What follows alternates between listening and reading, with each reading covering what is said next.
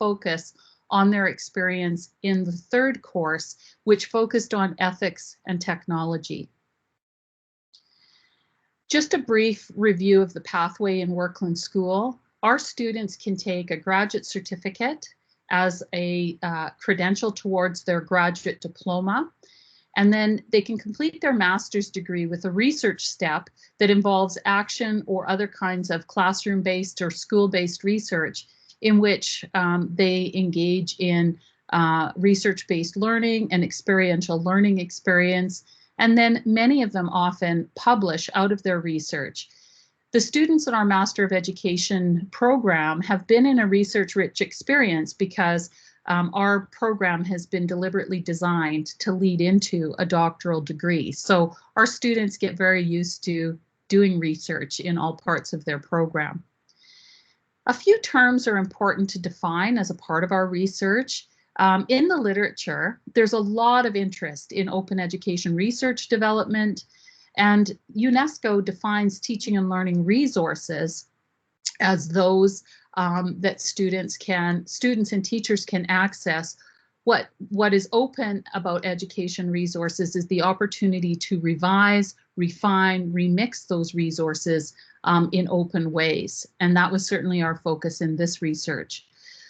We're also focusing on open education practices, and those are the practices that include the creation and use and reuse of OER as defined by Cronin. Excuse me. And they're often described as co-design experiences. So students are engaged in co-design experiences such as working on a blog that's available to others and they get peer feedback on it. In this particular project, they were working on an open press book, which they moved through the course working on in multiple stages. Each of those stages was exposed to peer review. The research question that we used to bound this design-based research is how our graduate students supported in their learning and development of an open education resource chapter. We drew upon multiple forms of evidence as part of our analysis, from the course design, the tasks, the assessments, as well as the artifacts that students produced. We also interviewed students in the class as well as the course instructor in analyzing how best to support students in engaging in the production of an open education resource. Now, the course itself has multiple elements, as I've mentioned, but it's important to understand that students had a lot of choice in what area of ethics and technology that they focused on. They had a lot of authenticity in that the projects that they engaged in emerged out of their interest as learners. We really engaged the use of peer groups and cohorts as an important source of support in completing this assignment. So students selected a topic within the ethical framework provided by Faro on educational technologies. They selected a topic and they analyzed several of the ethical factors to do with using that approach or using that technology for learning. So, for example, artificial intelligence or 3D development of objects, maker spaces. They analyzed that from an ethical perspective, taking a look at things like security, privacy, some of the possibilities, but also some of the pitfalls of combining learning with that particular technology with interdisciplinary areas of focus across the curriculum. So throughout the course in question, which was a 14-week course in the winter semester, students worked on multiple stages of, first of all, doing the analysis and exploration of their topic and gathering their key literature sources, then writing drafts of their introduction, their analysis, and their concluding parts of their chapter. Each of those stages were subjected to peer review, and that peer review was guided by assessment rubrics that focused on formative feedback. They also engaged with experts in the field. So the open learning design included students building a network of other people who are interested in their particular topic, so an online community of practice, and also subjecting their work to external review, so review beyond the course. The background experiences of the students vary. In our programs, we tend to attract students from across K-12 and post-secondary contexts. Students also come from health disciplines, the Ministry of Education, government organizations, as well as nonprofits. So we have quite a diverse group of students.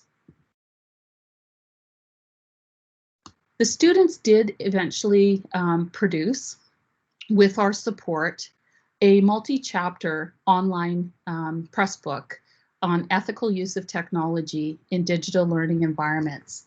And I'll make sure I pop that book in the chat here so that you can access it.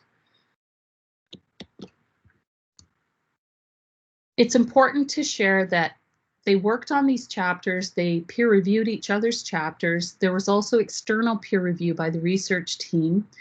The work on the book happened during the pandemic pivot in winter 2020. So students continued with the work on these chapters well beyond not only that winter course, but also their final spring course of the graduate certificate. So what that tells us, and what our experience was with the students, is that they were involved and engaged in a very authentic learning experience. The fact that they persisted, A, during the disruption of the pandemic, and B, beyond the course. So they were graduated. They had no other requirement to engage with this, but they were so committed to seeing their work published in this press book that they continued well into the fall semester. This graphic here shows the course pathway, and it does show what stepping stones that the students progressed through, and at each stage they received feedback from peers or from external others, from the 1-minute pitch of their topic to the draft chapter, to presenting the draft as part of a public presentation, and then their choice whether or not to include it in the press book. And not all students in the course chose to include their book in the press book. Students told us that this was a highly personalized learning experience of co-design, that they appreciated the collaborative approach that involved other students, teachers, and others in the development of the chapter, the topic, and the arguments. They also appreciated the external feedback to help them continually improve their writing. And they also felt that co-designing learning was a collaboration between the student, the instructor, and the community, and that the student had agency and voice in that process. It's important to acknowledge developing a press book is not for the faint of heart. It does take a lot of additional effort that may be beyond what one would expect for a particular graduate course, or even for a series of 4 courses. We were fortunate to be able to draw upon, in our team, the expertise of people with digital authoring tools expertise, copyright and licensing expertise, peer review, copying and editing expertise, as well as all of the scholars on the committee brought different areas of expertise with regards to open education practice, open pedagogy, co-design, and the development of open education resources. So one key learning that we wish to share is it's really important to think about how a team can be brought together to do this work, and how instructors are supported, how students are supported, and also how resources across campus are marshaled to support this kind of co-design of an open education resource. There are more details that you can access about our project in a Teaching and Learning Online network interview and editorial that we engaged in and produced for Talon, which is a publication that we contributed some of our ideas to. So I've put that chat in the window. and I encourage you to access it. And I can see that I'm being hailed. 1 minute and 30 seconds remaining. Okay. One of the things that I would like to emphasize in this project is that the participatory pedagogies, these are the pedagogies where all of us actually, worked really seamlessly together to make sure that students were engaged in assessments that were meaningful, not those throwaway or disposable assignments that so many students complete as a part of their pathway, either in undergraduate or graduate education. We wanted to make sure that the assignments and the assessments were authentic, that they were meaningful, and that they were also of a high academic caliber. The educators and the students in this particular collaboration both had opportunities to personalize and contextualize their learning pathways. So while there was a clear and structured open learning design put in place for the students by the academic coordinator, by the course instructor, the course instructor also had the ability to change and respond through the semester to the ideas and the topics that the students wanted to engage with. The students also had an opportunity to shape the pathway of their learning. So it wasn't all predetermined, and every student had a chance to set their own parameters for the assignment. There's so much more I'd like to tell you about the project, and if you've got questions, I know at the end we're going to have a bit of time for that. I've just included all of our email addresses here, so if you'd like to reach out to any member of the team, that you can do so. So over to you, Harjinder. Thank you so much. Thank you so much for a wonderful presentations. So I would like to move on to next presentation. And guys, if you have any questions, you can drop them in the chat box, and we will go through them one by one during our Q&A session. Thank you. We can move to our next presentation. That is for delivering an online postgraduate certificate program in education to internationally educated students. Wonderful, thank you. I'm assuming people can see the slides okay here? Yes, we can. Wonderful, thank you. Well, then I will get started. Great, thank you for everyone for the thumbs up. So my name is Jackie Barris, and I am thrilled to be presenting with my colleague Vera Woloshin. And on that, we are presenting, oh, is someone else took control. There we go, sorry for that. We will start back at the beginning.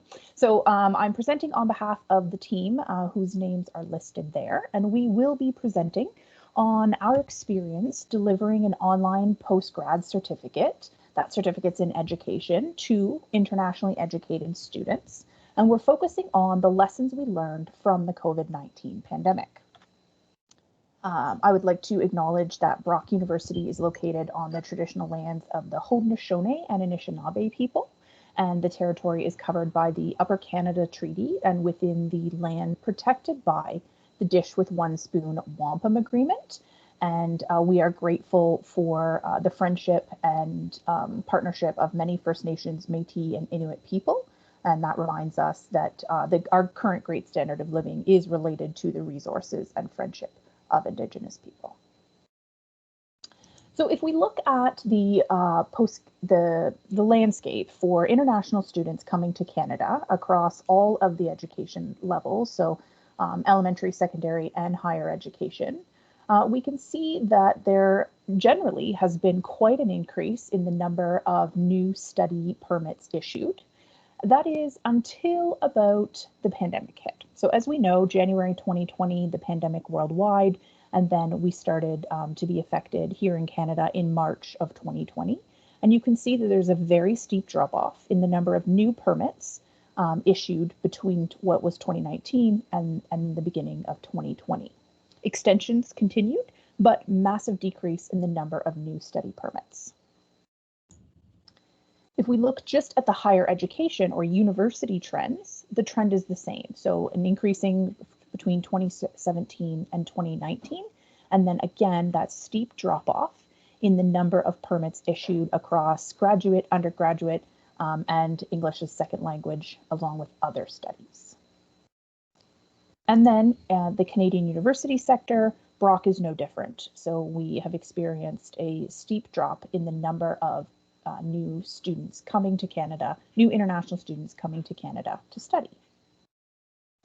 So in our program, the Master's Preparation Certificate Program, which we'll refer to as MPCE, it launched in 2005, and it prepares students for the rigors of advanced academic studies in education and other related disciplines. We generally have between 20 and 24 students, which means 10 to 12 per course section. And these students take 2 academic terms and 5 courses per term, 5 half courses. So a total of 5 credits across the fall and the winter. And our program has been very successful in helping students move on to their top programs. So we've had 94% of students move on as of last year. And they went on to other universities such as Lakehead and Western, and then of course stayed at Brock to pursue our Masters of Ed International Student Program. The program is, the MPCE program involves academic studies. It's very intense English and involves advanced education tutor support. So in terms of the impacts of COVID and some of the decisions that we've had to make and the outcomes, if we think back to 1 year ago, so June of 2020, the program, we were intending for in-person classes for fall of 2020, and we'd received permission from the university to host in-person classes. Then in August of 2020, so just a couple months later, it became clear that in-person classes were not going to be possible. And so we deferred the program, the intake, to January 2021. So we pushed it back by 4 months, still with planned in-person classes. Then a month later, it became clear that that was not going to be an option for in-person classes. And we did decide on online instruction for winter and the spring terms. And you can see where our numbers were at those times. So what happened? Pre-COVID, we had an in-person program. That was 2 terms, a fall start only, balanced with 5 courses in the winter, 5 courses in the fall, for a total of 5 credits. It was only in person, and the classes were dispersed throughout the day. So we either had students in a 9 to 12 block or a 1 to 4 block. And so those in person in the classroom. As a result of COVID, we had to shift dramatically, and the program in the last year has been fully online. It is run across 3 terms where students are full-time students in each of those 3 terms. Instead of the fall, we had a winter start, and then the course breakdown looks like what you can see there. Still 5 credits total, but dispersed very differently. We had both synchronous and asynchronous components. And the synchronous components ran in the early morning, usually starting at 7 a.m. Eastern. So quite a different structure. And with that, I will turn it over to my colleague Vera to talk about the complexities we faced. Thank you, Jackie, and welcome everybody. I am Vera Wallish, and I'm the director of the MPCE program at Brock University. And Jackie's provided you with a bit of a context around our program and our study. And I'm just going to take us through some considerations. The real purpose of our presentation today was really to present on some of the tensions and challenges that we faced as instructors and administrators in terms of forwarding this programming, and not so much talk about specifics, but sort of the overall atmosphere that we faced and how we deliberated. And what we're going to see is that when we think about offering our program online, moving it online to be responsive to COVID-19, we started to encounter all sorts of complexities, right from an international global perspective down to the university level, the program level, and the instructor. And so I'm just going to walk us through some of those highlighted tensions for us. So right off the bat, one of the things that I think we're probably all cognizant from is that anyone offering online programming this year in context of COVID, if you moved your programs online, we had to contend with global and government level considerations. And often, at least in our experience, these tensions were contradictory. If one went left, the other went right. And a good example of this is, with the uncertainty of COVID, we had visa offices closing, international travel restrictions, and it seemed that every time we made a decision in the program, internationally or governmentally, there was a change that had to reshift our thinking rather dramatically. Perhaps one of the most potent examples of this is in the spring and the summer, we made a decision to continue to delay our program for one term to start in the winter, because we were sensitive that if we had moved online, there was no permission for students to qualify for work eligibility or other types of considerations. As soon as we made that decision to move online, the IRCC, the Immigration Refugee Council of Canada, changed their criteria and allowed for online programming to count for 50% for work eligibility. So we always experience these kind of tensions. So we would be proactive, something would happen, we'd have to shift again. So constantly a changing environment in that way. In the same way, we felt our university context was always shifting. So our university was continually deliberating between what are appropriate fees for international students who are now online instead of face-to-face. How do they counter, perhaps some fee subsidies with reduced student enrollment? And so we were always in a context of a changing university. We found communication within the university to be also particularly challenging. So our decision to be COVID responsive meant that we switched our program, as Jackie indicated, from that of a 2-term program to that of a 3-term program. We were able to get decanal support from that. We were able to get support from senior admin. But inadvertently, we forgot or didn't intentionally remind our registrar's office. And so when it came time to write letters for students and tell them the type of program they didn't know that we had changed, and we had to do a lot of backtracking then. And so, increasingly at a time where so much communication was happening, to stay on top of who knew what about our program became increasingly challenging. And then we really had to, at a program level, our steering committee, our faculty members who designed this program, had a number of pedagogical, technological, and operational considerations that they had to deliberate and work through tensions. Perhaps most potent of these was the tension between our beliefs as academics, as educators, about the pedagogical ideals, preferences of learning. What did we believe a program of this nature should look like? A program that was intended to provide students with experience in English language instruction, to provide them a sense of Canadian culture. And here we were online. How were we going to do this well and work within instructional realities? Those sorts of considerations found us often butting up, if you will, with, again, university and other structures. So for instance, because our students are international, because the majority of our students were from China, from India, or from Africa, we had a wide time zone differences. So there may anything be a 5-hour difference to a 14-hour difference. As Jackie indicated earlier, what this meant for us is that we elected to start at 7 a.m. because we wanted our students not to be studying in the middle of the night. That decision, however, put us outside of our own collective agreement, whose workday starts at 8 a.m. It also meant that we didn't have designated IT support anymore. Those offices weren't open at 7 a.m. Now, we were very fortunate that, again, with our dean, we were able to negotiate some designated support for our students and our faculty, but these all came at these tensions and needed that quick turnaround response. Our students didn't have access to on-campus communities and resources at 7 a.m. that other students might, who were online during the day or who were face-to-face. So, again, these tensions between what do we believe is pedagogically ideal, how do we believe we best facilitate student learning, and what were the realities and the instructional limitations that faced us.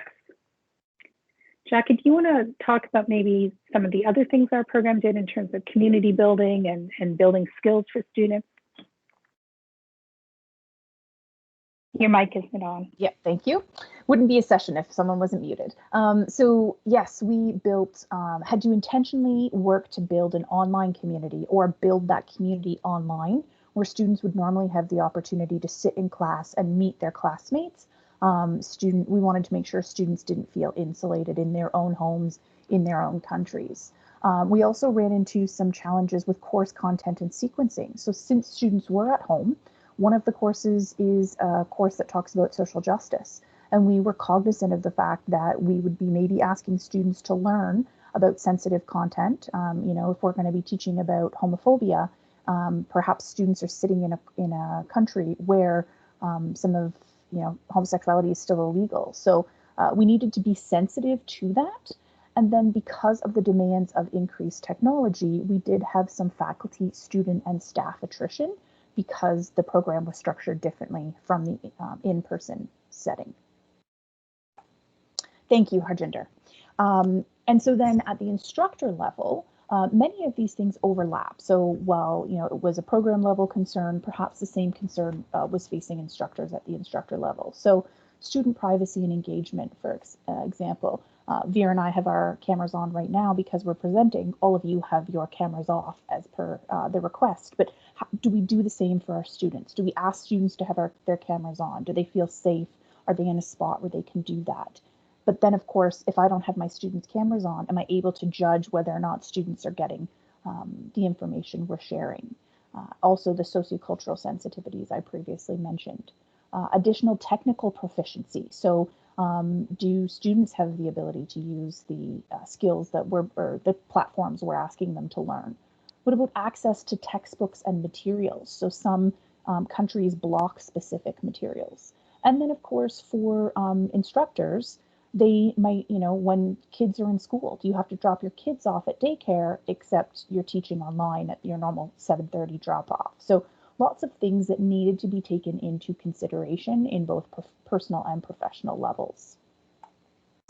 So if we return to our kind of critical moments, in February 2021, we anticipated that our classes in the fall would be online, and the IRCC had extended postgraduate work eligibility. So we believed their classes would be in person, my apologies, in person. However, we have made the decision to remain online for fall 2021 in order to have a more equitable and accessible experience for students. And I'll let Vera wrap up with our forward thinking for the fall. Yeah, so Jackie, I think you just head off to the last slide. I know we're very short for time. Our last slide, please.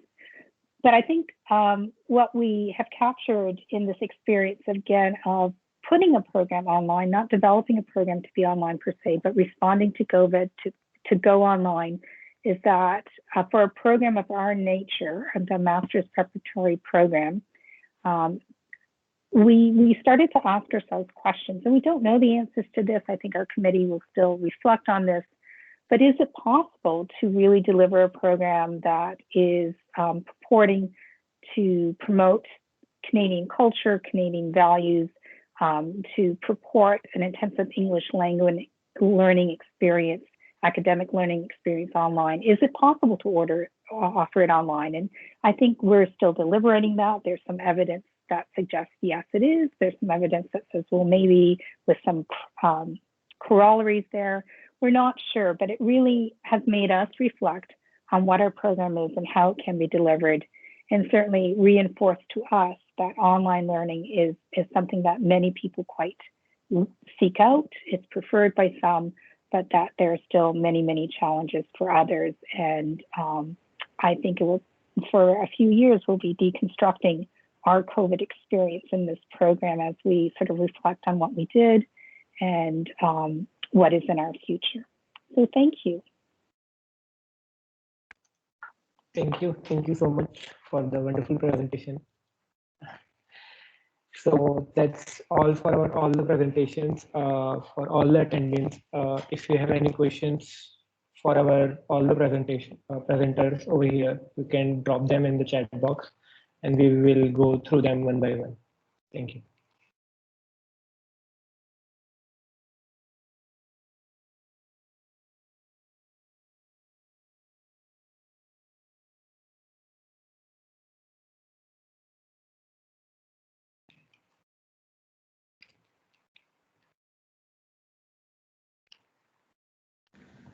Okay, I think maybe I can ask a question. This is Irene.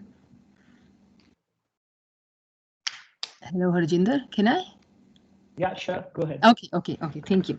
So in fact, I loved all the presentations. They're very knowledgeable, very informative. I learned a lot of things. I have, I think, a question from everybody. Michelle first. I just want to have some clarity, and please, I apologize in advance in case if I was lost. So what actually you did, your students, that you use the OER as the a starting resource for working on the book with the students. This is something what you did? I really appreciate your question because, in fact, we started with no textbook and the students created a book about ethics and technology as their major course assignment. The students' work that we analyzed for this particular presentation did this work during COVID. So the students were located around the world, many of them in Canada, but around the world, and they engaged with each other with the support of an instructor in analyzing the content, preparing draft versions of their chapters, working with experts who supported the course, one of whom is online right now, Christy Hurl from our University of Calgary Library, in developing chapters on self-selected topics within the course focus on ethics and technology. So they actually engaged in similar work to DeRosa's with her students, and they created a textbook from their learning in the course. It's really commendable. In fact, from this, I'm getting many ideas at how many things I can do with my students, to develop any such OER, and then, then be a part of it. It's like, it's very, very motivating. And, I'm getting many ideas already. I have a question from Tranam. Tranam, you talked about those, student engagement activities, and especially about iClicker. Now, my question is, as we are transitioning to the face-to-face or in-person, so how many of those you think that you can still use, as you transition to the face-to-face thing? Thank you for the answering. Hi, Zareen. Great question. Again, I think the online pandemic has led us to explore more of these technological tools for student engagement, and our pedagogies have shifted to more blended, to hybrid, to high flex now. And we are exploring what components we can keep and what we can not so keep maybe, but which components we can take and adapt and evolve. So I would definitely recommend anybody to continue with the web-based response systems such as the Mentimeter, Kahoot are very popular, and they're free, flexible to use. Some of the institutions, they do charge. For example, for the clickers, they do have an institutional rate, and it can vary from institution to institution, but they do help in the flipped classrooms if you're doing a course design for that. If you're planning on a high flex or a hybrid approach, even those tools and technologies, Kahoot, Mentimeter, all these are Jamboards, Padlet. I mean, there are Flipgrid. There's so many out there. So all good ones to explore. Yeah, in fact, sorry, go ahead. No, go ahead. Okay, so in fact, yeah, that's I was just going to ask it. I think when you offer in the winter 2020, the iClicker was not, there was no strings attached to it. There was no cost associated, right? But now I think it's not free anymore, right? So I think it's students or the instructors, they have to pay for it, isn't it? That would be correct. So when this was implemented during the when I implemented it, it was during the winter 2020, and it came as a godsend tool to me at that time.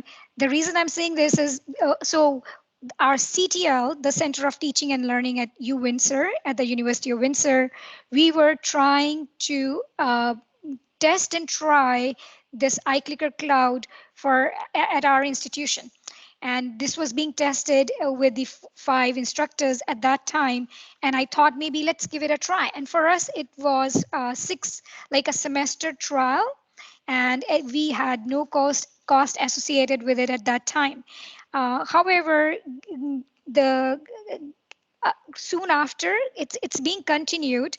So we had during the winter 2020, we had on-campus experience.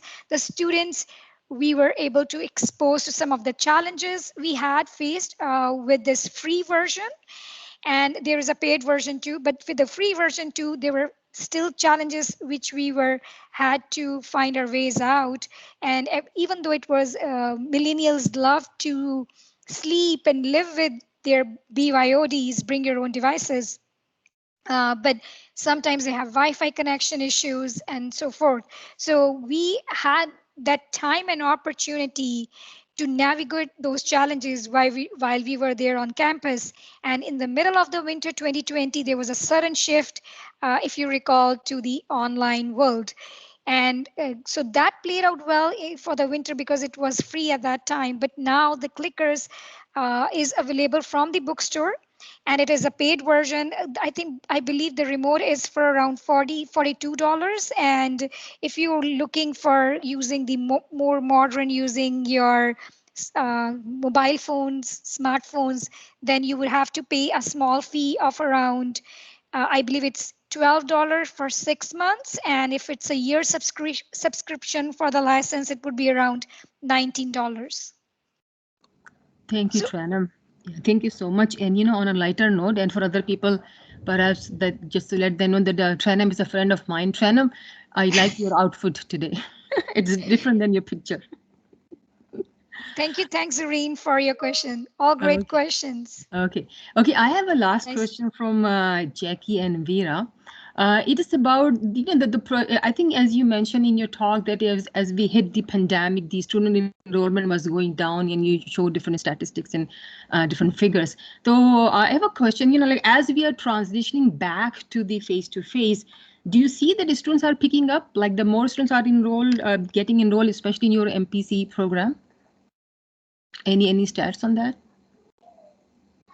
So maybe I could answer that just because we've been focusing on this, certainly at an administrative level.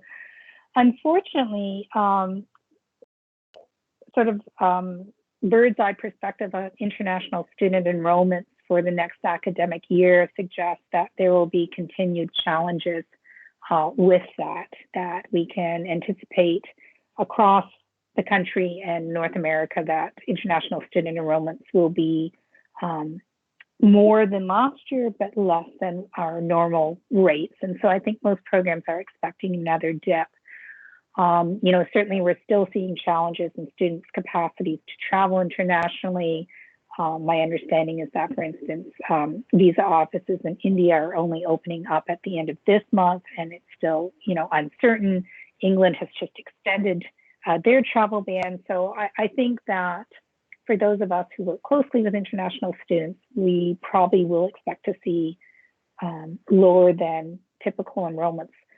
So that is unfortunate, but it does provide an opportunity and maybe a time for us to pause and think of different ways of engaging, whether it's through use of technology or offering different programs, reassessing how we reach and communicate with students. I'm not sure if that answers your question appropriately. Yes, it did. It certainly did. Thank you so much. I again thank you all for all the presenters for the nice and informative and knowledgeable presentation. I enjoyed a lot thoroughly.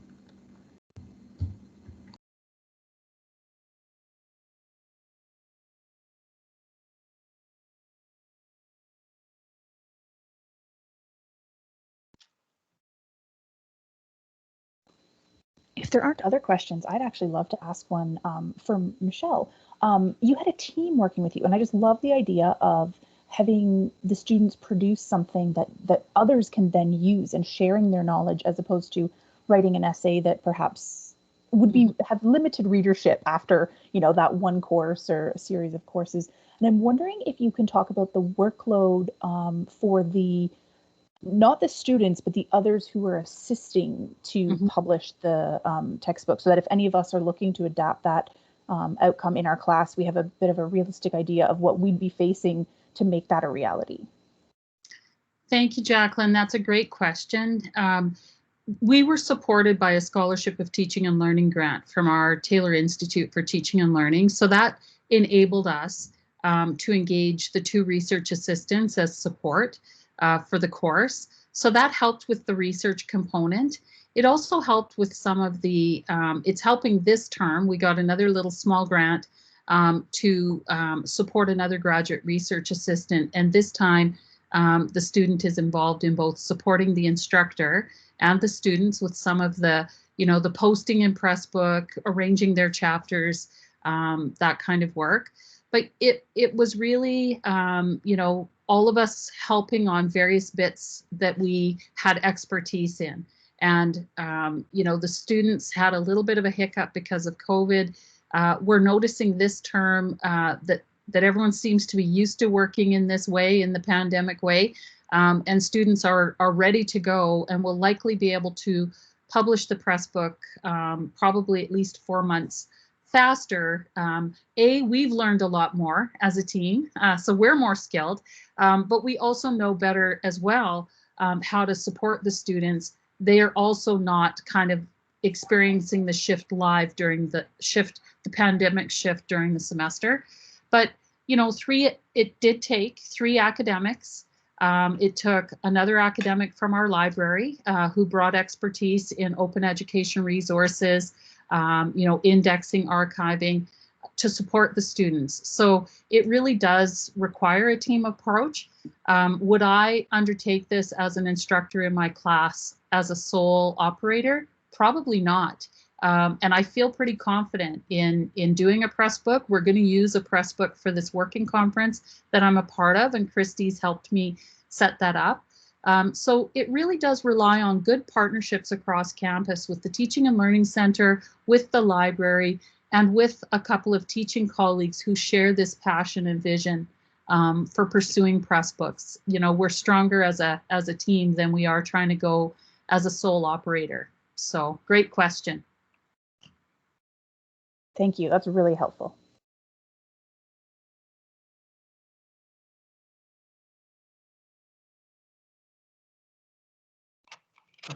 Sure, Kathy, I can see. Hi, Kat. Yeah. Hi, this is a question really for everyone. I'm finding that I'm teaching at 3 different levels at Wilfrid Laurier: undergrad, teacher ed, and master's. And they all ask me the same question. Is it worse or better remotely? I love that question. And to ask the professor, I found fascinating because they can't compare it, right? They're just experiencing what they know.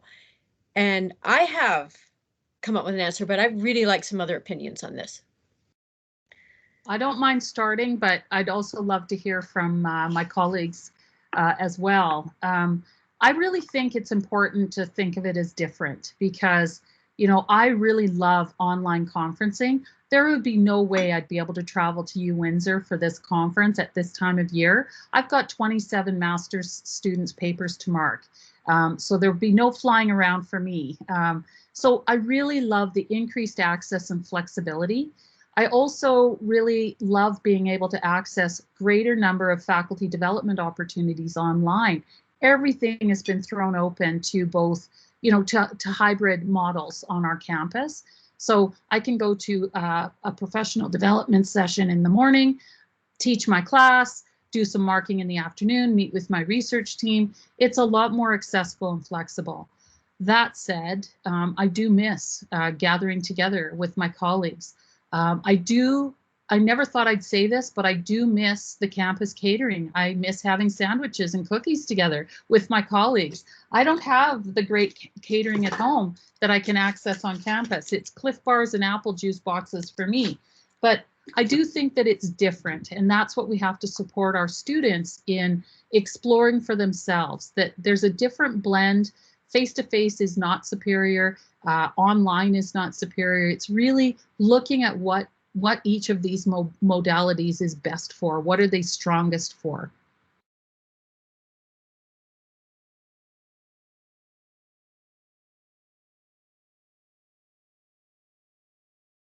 If I can add to what just Michelle said, if that's okay. Yeah, I think, Sure. What a great question. Kathy, it's always good to hear from you. So yeah, I think in future, personally, I would like to try it like as a mixed model approach. I like some pieces of from this online world, and I don't want to reinvent the wheel and repivot back and going back now to the on campus again while I've invested so much already for my online pedagogies. So I'd like to keep some of those. And so I would like to have some pieces as is, which I have now invested so much of time in.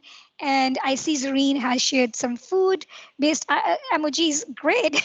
Yes, in person does help you bring more of connections, and I really miss those and those events as well.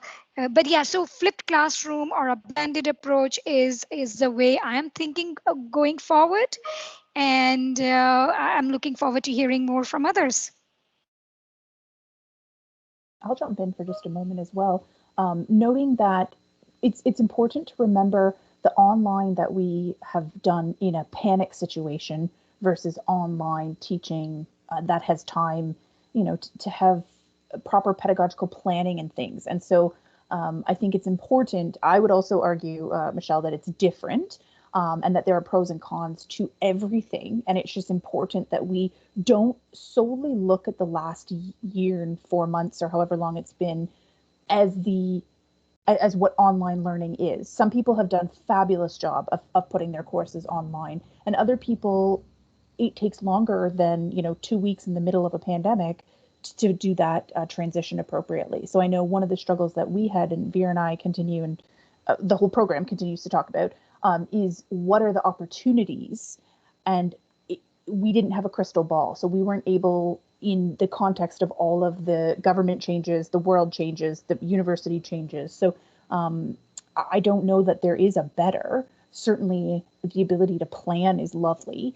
And I think we're going to see some great shifts in ways that benefit students and benefit staff and faculty and everyone. And then we will return back to some other features that perhaps people really love in person, coffee and catering included. Food does bring everybody together.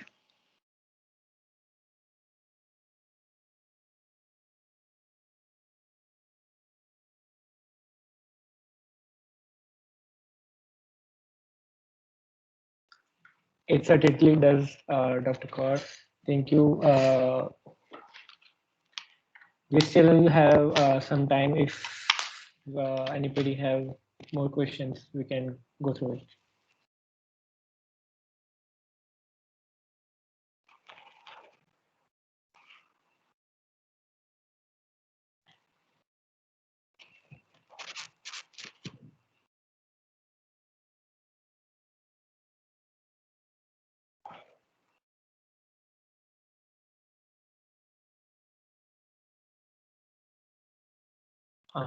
I think there are no more questions today for us. So I would request all of you to join another groups. So you can join another sessions as well. So you can have conversations over as well and listen to them as well. Thank you so much. I really enjoyed and really learned new things about it. Thank you guys. Thank you so Thank you, much. Harjinder. Okay.